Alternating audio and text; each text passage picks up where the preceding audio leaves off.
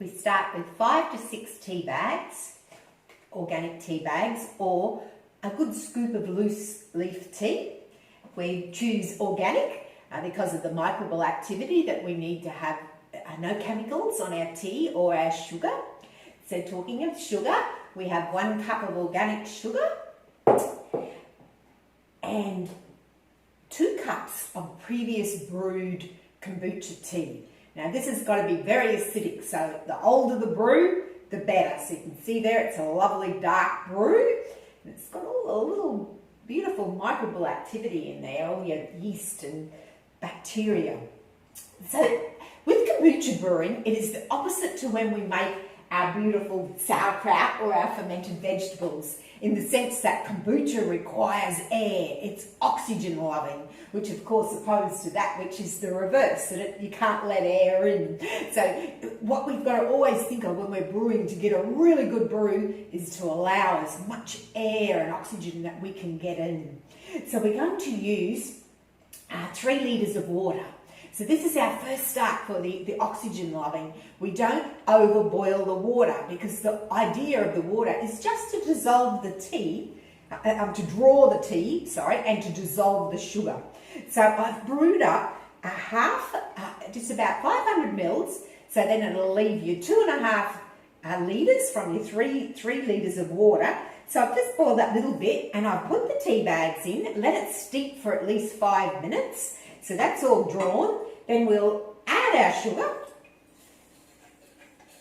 Just give that a good stir so that it dissolves. So the water's now not boiling, but it's enough to dissolve the sugar. You can see the sugar's all dissolving there. So the idea is that we want it to produce as much carbon dioxide that it can, and that it will, because we've just done that little bit with the water. So that's the first stage, is the water. Now the brewing container is very important. These little bottles that you see around, they're not the best, especially like this one, because the lid, the opening on it is way too small. So it's good that once you've brewed your kombucha, you can put it in there to serve, because it's got the little tap. But we talk about continuous brewing, which is good. A continuous brew container has like a little tap or a spigot, but the wider the opening, the better. So if you want to get a really, really good brew, because that's what we're after taste and we're after health benefits as well, just use a really big glass container, good quality glass like a Pyrex. This is a cooking bowl, and put some tape across. So put some tape, I've just cut that so because I couldn't show you the tape. But put some tape, duct tape, it fixes everything. And here it's really good. So you just put your duct tape across, some nice good strong tape, and then you're going to put your muslin cover on the top. Something that breathes is the ideal. So this is like a muslin baby cloth. So that breathes really well, and the holes in it aren't too big. Something like cheesecloth, the holes can be way too big, and you can let in pathogens. We don't want to let in little bugs, and of course it's sweet tea to start with, so it will attract bugs, so we have to cover it. And then the piece of tape goes around there, and that will give you the best tasting, the best healthful brew, because you've got all that area. So the area here is more important than the depth here. So always look for a nice wide container. Of course, the size of that is the size of what your kombucha SCOBY. And when we're talking about SCOBYs, we're talking about, they call it a symbiotic colony of bacteria and yeast, which is, like this beautiful little biochemical factory.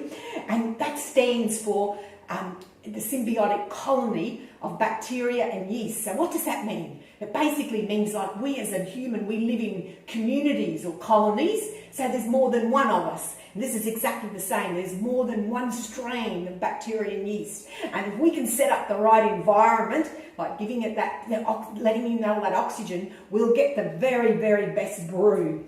So that just gets, you wait till that sugar is nice and cool, the sugar tea is nice and cool, and then you'll add your 2.5 litres of water, because you've already used that 1/2 litre. So we're working on 3 litres, so that gets poured into there. So it's cool, because you don't have to wait for it to cool, because that little bit's just added to the cool water. So that's really great.